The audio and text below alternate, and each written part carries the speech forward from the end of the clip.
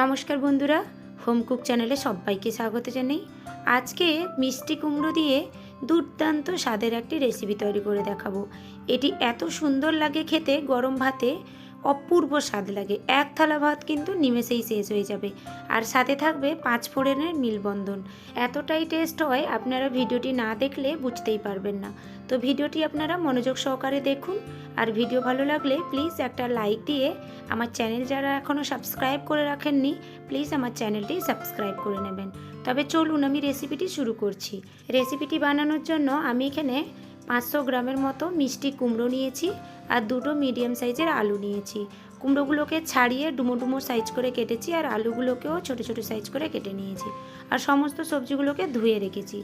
আর নিয়েছি সামান্য কুচো চিংড়ি, আর এগুলো একদম কিন্তু কুচো নয়, একটু বড় বড় সাইজের। আর চিংড়ি মাছগুলোতে একদম ডিম ভর্তি, অপূর্ব টেস্ট হয় এই চিংড়ি মাছগুলো খেতে। প্রথমে আমি এই চিংড়ি মাছগুলোকে একটু ম্যারিনেশন করে নেব। তার জন্য সামান্য একটু লবণ আর সামান্য একটু হলুদ গুঁড়ি দিয়ে আমি মাছগুলোকে খুব ভালো করে একটু মেখে নিচ্ছি। আর আমি এখানে এই চিংড়ি মাছগুলো নিয়েছি, আপনারা চাইলে বড় বড় সাইজের চিংড়ি মাছও কিন্তু নিতে পারেন। এবার একটা মশলা তৈরি করব, তার জন্য একটা মিক্সিং জার নিয়েছি, আর একটা মিডিয়াম সাইজের কুচনো পেঁয়াজ দিয়ে দিলাম, আর 5টা থেকে 6টার মতো দিয়ে দিলাম রসুনের কোয়া, আর 3টে মতো কাঁচা লঙ্কা। লঙ্কাটা আপনারা স্বাদ অনুযায়ী দেবেন। আর দিয়ে দিলাম সামান্য একটু কুমড়োর টুকরো, কারণ ওই কুমড়োর দানাগুলো বের করানোর পরে যে নরম নরম অংশগুলো থাকে ওইগুলো একটু দিয়ে দিয়েছি।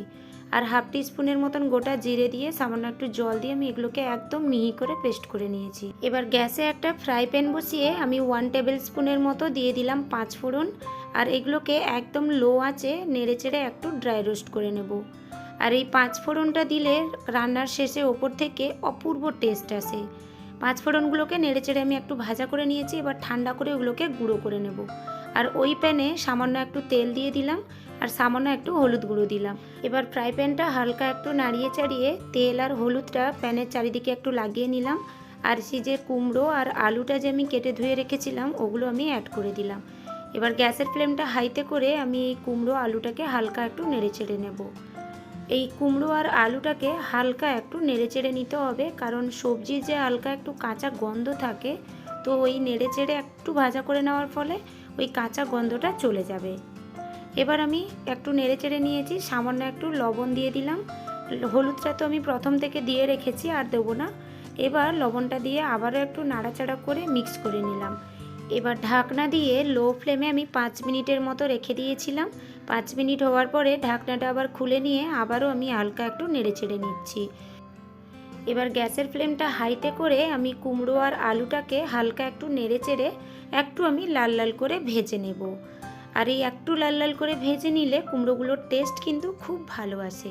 কুমড়োগুলো ভাজা হয়ে গেছে, এবার আমি সাইডে ঢাকনা দিয়ে রেখে দেব।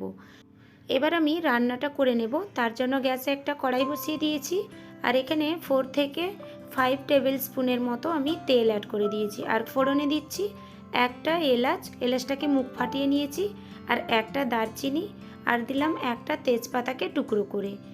ফোড়নগুলো একটু ভালো করে ভাজা হয়ে গেলে, খুব সুন্দর একটা গন্ধ ছাড়লে, এই মুহূর্তে আমি হাফ টিস্পুনের মতো কালো জিরে দিয়ে দেবো।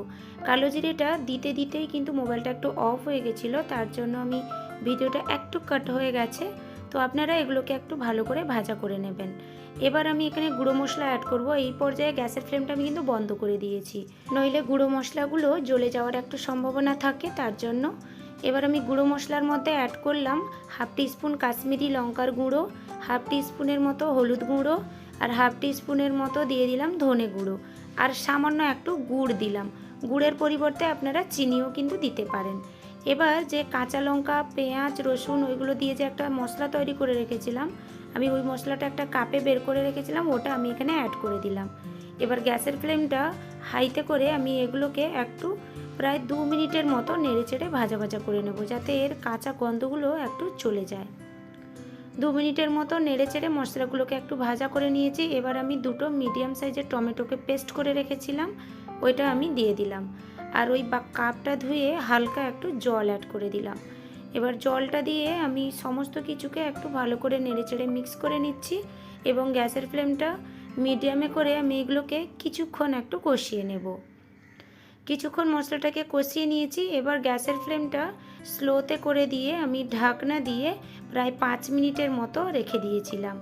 5 মিনিট হওয়ার পরে আমি ঢাকনাটা খুলে নিলাম। মশলাটা একদম ভালো করে কষিয়ে গেছে আর মশলা থেকে কিন্তু তেল ছাড়তে শুরু করেছে। তো আবারও আমি একটু নেড়ে চেড়ে মশলাটাকে একটু কষিয়ে নিচ্ছি। আর এই পর্যায়ে গ্যাসের ফ্লেমটা স্লোতেই কিন্তু রাখবেন, একটু হাই করবেন না, তাহলে মশলাটা জ্বলে যাবে। আর মশলা জ্বলে গেলে তরকারির টেস্ট কিন্তু ভালো আসবে না। মশলাটা খুব ভালো করে কষিয়ে নিয়েছি। এবার আমি ওই ম্যারিনেশন করে রাখা চিংড়ি মাছ আর ভেজে তুলে রাখা আলু আর কুমড়োগুলো এক এক করে অ্যাড করে দিলাম। এবার এই চিংড়ি মাছ আর কুমড়োটাকে মশলার সাথে খুব ভালো করে একটু কষিয়ে নেব। প্রায় আমি 2 মিনিটের মতো কষিয়ে নেব। আর এই মশলার সাথে চিংড়ি মাছ আর কুমড়োটাকে একটু কষিয়ে নিলে মশলার ফ্লেভারটা ওই কুমড়ো আলুর মধ্যে ভালোভাবে প্রবেশ করে যাবে। কিছুক্ষণ নেড়ে চেড়ে কুমড়ো আলুটাকে মশলার সাথে খুব ভালো করে কষিয়ে নিয়েছি। এবার আমি ঢাকনা দিয়ে 2 থেকে 3 মিনিটের মতো লো ফ্লেমে আবারও রেখে দিয়েছিলাম। এবার 2 থেকে 3 মিনিট হওয়ার পরে আবারও একটু নেড়ে চেড়ে আমি একটু কষিয়ে নিচ্ছি। এই যে কুমড়ো আর আলুটাকে মশলার সাথে কষিয়ে কিছুক্ষণ ঢাকনা দিয়ে রেখে দিয়েছিলাম, তার ফলে এত বড় বড় সাইজের আমি কুমড়ো করেছি। আর কুমড়োর মধ্যে মশলাগুলো খুব ভালো করে কিন্তু প্রবেশ করে যাবে। আর ওই বড় বড় সাইজের কুমড়ো বলেই আমি এতক্ষণ ধরে একটু কষিয়ে নিলাম। সমস্ত কিছুকে ভালোভাবে আমি একদম কষিয়ে নিয়েছি। এবার প্রয়োজন মতো গরম জল দিয়ে দিলাম। তাও আমি এখানে 1.5 কাপের মতো জল অ্যাড করেছি, কারণ কুমড়োগুলোও হালকা একটু সেদ্ধ হওয়ার আছে। অনেকটা সেদ্ধ হয়ে গেছে, তবুও কিছুটা সেদ্ধ হতে বাকি আছে। আমি এখানে আমার প্রয়োজন মতো জল অ্যাড করেছি। আপনারা আপনাদের প্রয়োজন মতো জল অ্যাড করে নেবেন, কোয়ান্টিটি বেশি কম একটু বুঝে নিয়ে। জলটা দিয়ে খুব ভালো করে মিক্স করে নিয়েছি। এবার একটু টেস্ট করে দেখে নিলাম সব কিছু ঠিকঠাক আছে। এবার ঢাকনা দিয়ে লো ফ্লেমে আমি প্রায় 5 থেকে 6 মিনিটের মতো রেখে দিয়েছিলাম। 5 থেকে 6 মিনিট হওয়ার পরে ঢাকনাটা খুলে নিলাম। দেখুন তরকারি আমার একদম রেডি হয়ে গেছে। কুমড়ো আলু খুব ভালোভাবে সেদ্ধ হয়ে গেছে আর ঝোলটাও একদম গাঢ় হয়ে গেছে। এবার গ্যাসের ফ্লেমটা বন্ধ করে ওপর থেকে কিছুটা পরিমাণ ধনেপাতা কুচি ছড়িয়ে দিলাম আর হালকা একটু নেড়ে চেড়ে নিচ্ছি। ঝোলটাও একদম পারফেক্ট রয়েছে। বেশি গাঢ় করে দিলে তারপর তরকারিটা ঠান্ডা হলে একদম শুকনো ভাব ধরে যাবে, তখন আর খেতে ভালো লাগবে না। তার জন্য ওই রকমই ঠিক আছে। এবার আমি একটা প্লেটে ঢেলে নিচ্ছি। আর ওপর থেকে আমি একটু ওই যে 5 ফোড়নটাকে ভেজে একটু পাউডার বানিয়ে রেখেছিলাম, ওটা আমি অল্প করে দিয়ে দিচ্ছি। আর একটু ওপর থেকে ধনেপাতা কুচি দিয়ে দিচ্ছি দেখতে সুন্দর লাগার জন্য।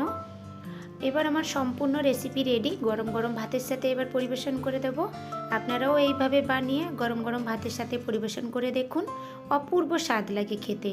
দুর্দান্ত স্বাদের এই রেসিপিটি আপনাদের কেমন লেগেছে আমাকে কমেন্ট করে অবশ্যই জানাবেন। আর ভালো লাগলে প্লিজ আমার চ্যানেলটিকে সাবস্ক্রাইব করে আমার পাশে থাকবেন। তবে আজকের মতো এখানে বিদায় জানাচ্ছি। দেখা হবে আবার একটা নতুন কোনো রেসিপির সাথে। আপনারা সবাই খুব ভালো থাকবেন আর প্লিজ একটা আমার ভিডিওতে লাইক করে দেবেন।